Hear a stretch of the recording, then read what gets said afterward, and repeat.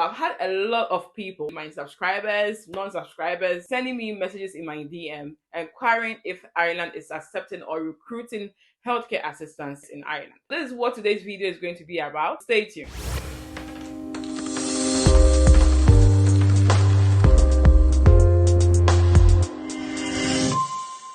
So home care workers and healthcare assistants are basically the same thing. Just that for home care workers, they are required to work in the home care settings or the community settings, whereas healthcare assistants are required to work at the hospital. But basically, it's the same thing and the same training and the same requirement. So I'm going to display a news that came out on the 30th of November from the Minister of State for Mental Health and Older People, Mary Butler.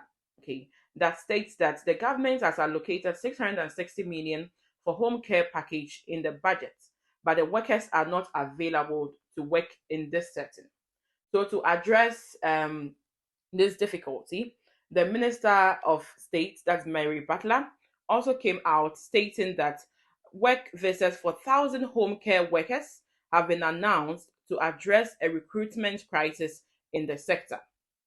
So non-EU nationals will be available to live and work in Ireland in the home care sector from January 2023. But prospective employers must pay them a minimum of 27,000 euros per year. They must also have a minimum of 2-year contracts and work a minimum of 4 hours continuous in a day. So this is a very good news that came out last year. I know that we are already in March, so definitely we have agencies that are already recruiting healthcare assistants or home care workers in Ireland. So to work in Ireland as a healthcare assistant or a home care worker, there are some training that you need to have. So per research, you need to have training in the what is called the QQI or the FITAC training. But the question is, what if I'm already a healthcare worker in my country? So if you're a nurse or a healthcare assistant, that gives you a better ground for you to easily apply for this position. Okay. But in an instance where you are not a healthcare assistant, then you need to have a training in a QQI or the FITAC. Can you now have this training whilst you are back home in your country? So I did a search online and then looked for a training institution that provide training for those who want to enroll in the QQI training. So I sent them an email to inquire if they accept candidates from overseas. The first institution says, many thanks for your mail. Under the QQI guidelines, all applicants completing QQI awards are required to be working and living in Ireland. And I also sent a second one to training institution that I also found on Facebook. And then the reply that I had was, "Hi, Lucinda.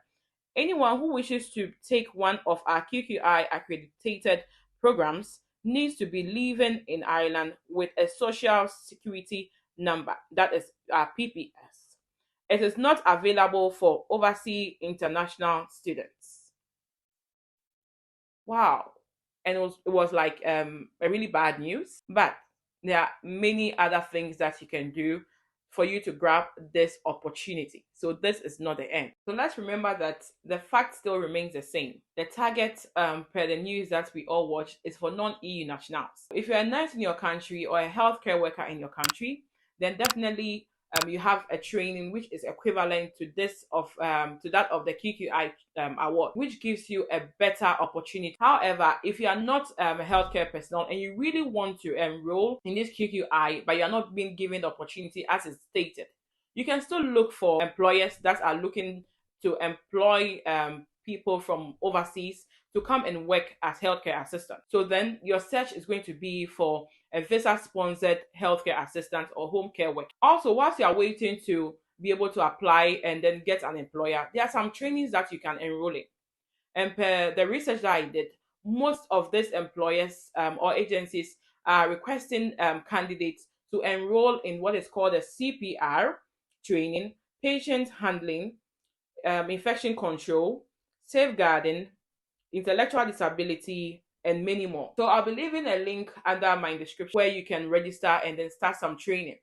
So if you are able to send your CV to any employer and then add this certificates to it, definitely this employer is going to know that yes, you really mean business because you really want to travel, and it's going to give you a huge opportunity to be selected to also come into Ireland and practice as a home care worker or a healthcare assistant. Now, let's look at how to find yourself a job. I'm going to give us some very good websites that you can equally search and then find yourself prospective employer. I usually like www.indeed.ie because there are thousands of job vacancies over there. But please remember that you should always search for visa sponsored. So yours is going to be visa sponsored healthcare assistant jobs or home care job. So you can equally also go onto irishjobs.ie. They are equally very, very good.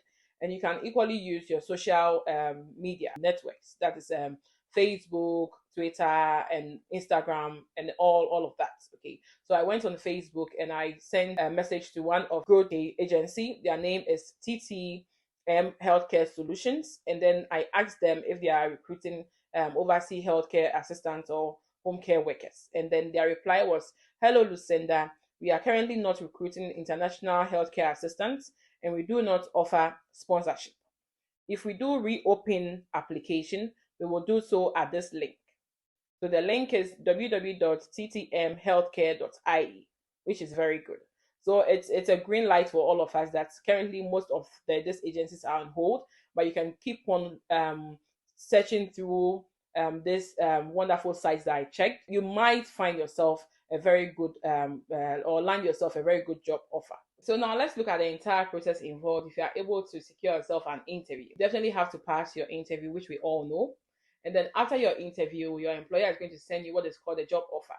So your job offer is going to state all the benefits that you get to receive when you finally join the family. Then when you accept the job offer, your employer will now send you the contract. Okay, so the contract is going to seal the whole deal.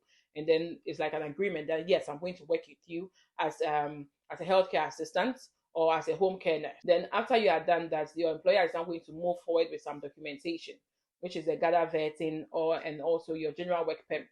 So the GADA vetting is more like a police check where you also have to get your police certificates from your home country, your police clearance certificates from your home country, and then your employer is also going to go ahead with the GADA vet, and then your employer is in this case also going to apply for your general work permit. So for overseas nurses, when your employer is applying, your employer is going to apply for a typical working scheme. But if you have your PIN, it is going to be a critical skill permit. Okay, but for home care nursing or for healthcare assistants, it's going to be a general work permit. Okay, so it's different. With the general work permit, after you finish, after you have received your general work permit, with other documents like your job offer, your passport, your contract, and many other documents that you need to add up, you can now apply for your visa.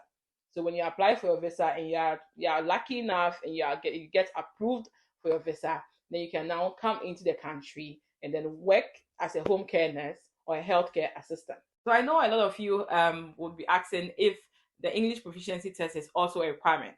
So per all the research I've done, there have not been any employer or any agency requesting for English proficiency. Okay, either the OET or that of the IELTS requirement. So it has only been that of the QQI awards or the FITAC awards. That is what we have so far. So you just need to get an employer willing to bring you in for you to undergo this training. Then you can have your award if you do not have any relevant training in healthcare. So this is the end of today's video. I hope that you guys have really benefited from today's video.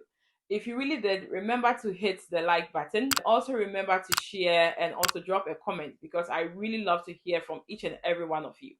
Continue to stay in touch as I bring you more information about this topic as I always do. Thank you for staying in touch and see you soon on my next video.